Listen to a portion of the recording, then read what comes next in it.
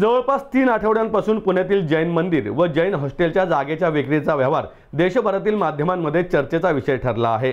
महाराष्ट्राचे मुख्यमंत्री देवेंद्र फडणवीस यांचे सख्खे मामे भाऊ महाराष्ट्राचे धर्मदाय आयुक्त आहेत। या आयुक्तांना हाताशी धरून जैन मंदिर व हॉस्टेलच्या जागेचा व्यवहार कवडीमोल भावात करण्यात आला। समाजाची जागा बिल्डरच्या घशात घालणाऱ्या या भ्रष्ट कारभाराविरोधात राष्ट्रवादी काँग्रेस पार्टी शरदचंद्र पवार पक्ष व काँग्रेस पक्षाच्या वतीने धर्मदाय आयुक्त कार्यालय येथे आंदोलन करण्यात आले। यावेळी प्रशांत जगताप यांच्या समेत काँग्रेसचे शहराध्यक्ष अरविंद शिंदे, माजी आमदार जयदेवराव गायकवाड, दीप्ती चौधरी, अभय छाजेड, कमलताई व्यवहारे, उदय महाले, किशोर कांबळे, रफिक शेख, अजित दरेकर यांच्यासह राष्ट्रवादी काँग्रेस पार्टी शरदचंद्र पवार पक्ष व काँग्रेसचे सर्व पदाधिकारी कार्यकर्ते मोठ्या संख्येने उपस्थित होते। गेल्या वर्षी महावीर जयंतीच्या शुभ सोहळ्यासाठी केंद्रीय मंत्री मुरलीधर मोहोळ यांना सदर जागेवर आयोजित करण्यात आलेल्या सोहळ्यासाठी आमंत्रित करण्यात आले होते। हे आमंत्रण स्वीकारून मुरलीधर मोहोळ कार्यक्रमासाठी आले। या जागेवर त्यांची नजर पडली आणि इथे जैन समाजाचा घात झाला। धर्मदाय आयुक्तांना हाताशी धरून ही जागा गोखले बिल्डरच्या घशात घालण्यासाठी मुरलीधर मोहोळ यांनी आपल्या पदाचा गैरवापर केला। या जागेच्या विक्रीचा पूर्ण व्यवहार बेकायदेशीर व संशयास्पद आहे। याबाबत आंदोलनाच्या माध्यमातून राष्ट्रवादी काँग्रेस पार्टी शरदचंद्र पवार पक्षाचे पुणे शहराध्यक्ष प्रशांत जगताप यांनी माहिती दिली। महाराष्ट्रातील असंख्य ठिकाणी ट्रस्टच्या जमिनीच्या विकासनाचे अर्ज गेल्या 10 वर्षापासून प्रलंबित आहेत। मात्र धर्मदाय आयुक्त यांच्या आशीर्वादाने व केंद्रीय मंत्र्यांच्या हस्तक्षेपाने पुण्यात मात्र अवघ्या 10 दिवसात ट्रस्टच्या जमीन विक्रीचा व्यवहार करण्यात आला। आपल्यासारख्या सर्वसामान्य माणसांना एखाद्या लाखाचे कर्ज घेण्यासाठी 4-5 दिवस बँकेत फेऱ्या माराव्या लागतात।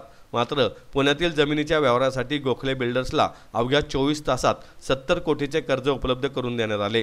यासाठी बुलढाणा अर्बन कोऑपरेटिव्ह बँक, कर्नाटकातील पतसंस्था यांचे सहाय्य घेण्यात आले।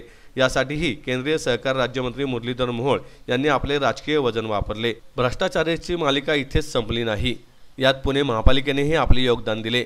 गोखले बिल्डरच्या नावाने जमिनीचा व्यवहार झालेला असताना त्यावर बांधकामाचा आराखडा मात्र ट्रस्टच्या नावाने करण्यात आला। ट्रस्टच्या नावाने आराखडा केल्यास वाढीव एक FSI फुकट मिळेल हा स्वार्थी उद्देश यामागे होता।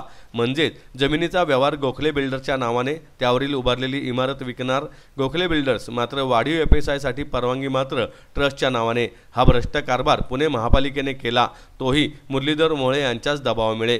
हा व्यवहार ताबडतोब रद्द करण्यात यावा। या भ्रष्टाचारासाठी कारणीभूत असलेले केंद्रीय मंत्री मुरलीधर मोहोळ, धर्मदाय आयुक्त व महापालिकेतील अधिकारी यांच्यावर कारवाई व्हावी अशी मागणी प्रशांत जगताप यांनी केली।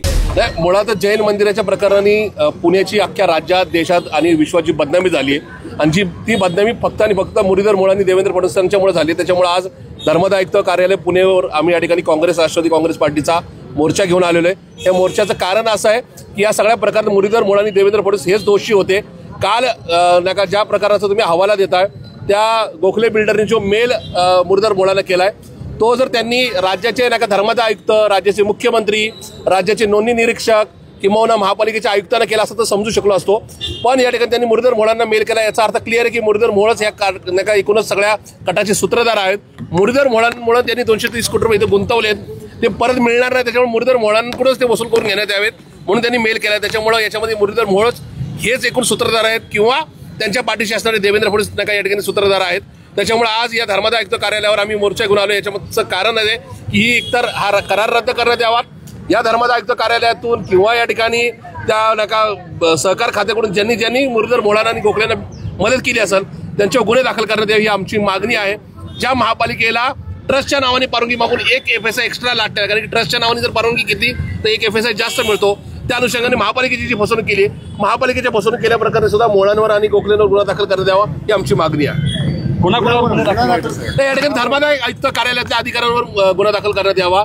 महापालिकेची जी फसवणूक करण्यात महापालिकेच्या आयुक्तांवर त्या ठिकाणी गुन्हा दाखल होऊ शकतो का नाही याची त्या ठिकाणी सरकारने त्या चौकशी करावी। पण त्याचबरोबर या सगळ्या प्रकरणात गोखलेंची पत एवढी वाईट गेली होती का की त्या ठिकाणी त्यांना कुठल्याही नॅशनलाइज बँकांनी, प्रायव्हेट बँकांनी कर्ज दिलं नाही आणि अगदी गोखलेंना त्या ठिकाणी कर्नाटक मधल्या एका पतसंस्थेकडून आणि बुलढाणा एका पतसंस्थेकडून कर्ज घ्यायची वेळ आली। याचा अर्थ क्लिअर आहे की या दोन्ही पतसंस्थांची काही मॅटर हे सहकार मंत्री म्हणून त्या ठिकाणी मुरलीधर मोहोळांकडे पेंडिंग होते आणि ते कुठेतरी मुरलीधर मोहोळांनी त्या पदाचा गैरवापर केला असा आमचा थेट आरोप आहे। आणि जनतेशी आणि जैन समाजाशी खोटं बोलतात हे आज परत एकदा सिद्ध झालं। जर मोहोळांचा या खरेदी विक्रीत संबंध नव्हता तर आज गोखलेंनी त्यांना ईमेल पाठवण्याचं कारण काय होतं? परत 9 तारखेला निकाल येण्याच्या अगोदर 8 तारखेला खरेदी होतं कसं? मोहोळांच्या आशीर्वादाच्या बिगर होतं का? चॅरिटी कमिशनर मुंबईचे जे देवेंद्र फडणवीसचे मामे भाऊ आहेत ते 15 दिवसामध्ये मान्यता देतात कसे? ह्याच्यामध्ये मुख्यमंत्री देवेंद्र फडणवीस पार्टनर आहेत असं आमचं स्पष्ट मत आहे. अनेक गोष्टी याच्यामध्ये यांनी केलेल्या आहेत.